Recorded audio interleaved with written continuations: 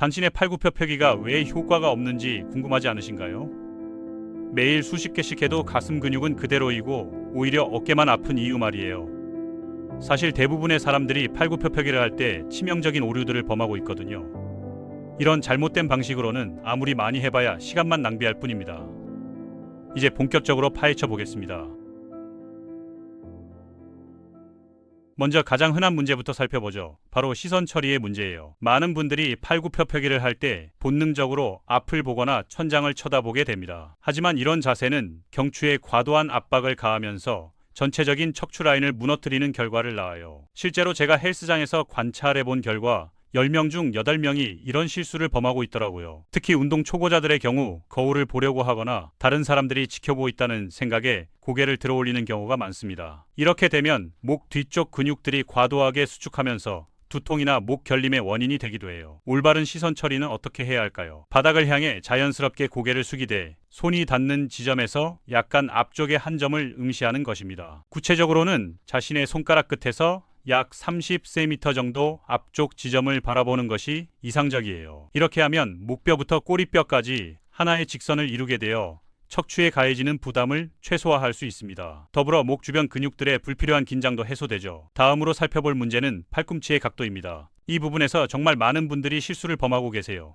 팔꿈치를 몸통에서 수직으로 벌리는 자세, 즉 새가 날개를 펼친 것처럼 하는 동작을 자주 보게 됩니다. 이런 자세는 어깨 관절을 매우 위험한 상태로 만들어요. 어깨 관절은 우리 몸에서 가장 가동 범위가 넓은 관절이지만 동시에 가장 불안정한 관절이기도 하거든요. 팔꿈치를 완전히 벌린 상태에서 체중을 지탱하게 되면 어깨 관절낭과 주변 인대들의 과도한 스트레스가 가해집니다. 특히 어깨 전방 관절낭이 과도하게 늘어나면서 어깨 불안정성이 증가하게 되죠. 이는 장기적으로 어깨 충돌 증후군이나 회전근개 손상으로 이어질 수 있어요. 실제 임상 데이터를 보면 잘못된 팔굽혀펴기로 인한 어깨 부상 환자들의 90% 이상이 이런 잘못된 팔꿈치 각도를 사용했다고 나타나 있습니다. 물리치료사들도 이 부분을 가장 주의 깊게 봐야 할 요소로 꼽고 있어요. 그렇다면 어떤 각도가 이상적일까요? 팔꿈치는 몸통과 대략 45도 정도의 각도를 이루는 것이 가장 안전하고 효과적입니다.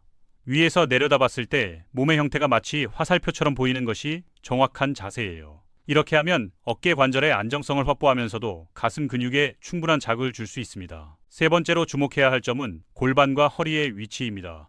팔굽혀펴기가 힘들어지면 자연스럽게 엉덩이가 아래로 처지거나 반대로 과도하게 들어 올리는 경우가 많아요. 특히 엉덩이가 처지는 현상은 매우 흔한 실수입니다. 이런 자세는 요추에 과도한 전만을 만들어 허리 근육과 인대에 부담을 줍니다. 또한 복부 코어 근육들이 제대로 작동하지 않게 되어 운동의 효과도 반감되죠. 더 심각한 문제는 이렇게 하면 팔굽혀펴기가 훨씬 쉬워진다는 점입니다. 즉 속임수를 쓰는 셈이에요. 반대로 엉덩이를 과도하게 들어 올리는 경우도 있는데 이는 주로 코어 근력이 부족한 사람들에게서 나타나는 현상입니다. 이렇게 되면 팔굽혀펴기가 아니라 파이크 푸시업이 되어버려서 어깨 근육에만 부하가 집중되게 되어요. 올바른 자세를 위해서는 복부에 지속적으로 힘을 주고 둔부 근육을 수축시켜야 합니다. 머리 정수리부터 발꿈치까지 하나의 판자처럼 일직선을 유지하는 것이 핵심이에요. 이를 위해서는 복행근과 다혈근 같은 심부 코어 근육들을 활성화해야 합니다. 이렇게 하면 코어 근육들도 함께 단련되어 일석이조의 효과를 얻을 수 있어요. 네 번째 문제점은 어깨의 위치입니다. 많은 사람들이 팔굽혀펴기를 할 때 어깨가 앞으로 말리는 현상을 보여요. 이는 현대인들의 잘못된 자세 습관과도 밀접한 관련이 있습니다. 하루 종일 컴퓨터 앞에 앉아있다 보니 어깨가 앞으로 굽어진 상태가 되고 이것이 운동할 때도 그대로 나타나는 거죠. 어깨가 앞으로 말린 상태에서 팔굽혀펴기를 하면 가슴 근육의 활성화가 현저히 떨어집니다. 대신 어깨 앞쪽의 작은 근육들이 과도하게 사용되면서 금세 피로해지고 제대로 된 운동 효과를 얻을 수 없게 되어요. 또한 이런 자세는 어깨 관절의 불안정성을 더욱 증가시킵니다. 해결책은 의식적으로 어깨 날개를 뒤로 당기고 아래로 내리는 것입니다. 이를 견갑골의 후인하강이라고 하는데 이 자세를 운동 내내 유지해야 해요. 처음에는 어색할 수 있지만 이렇게 해야 가슴 근육이 제대로 늘어나고 수축할 수 있는 환경이 만들어집니다. 마지막으로 가장 중요한 문제를 다뤄보겠습니다. 바로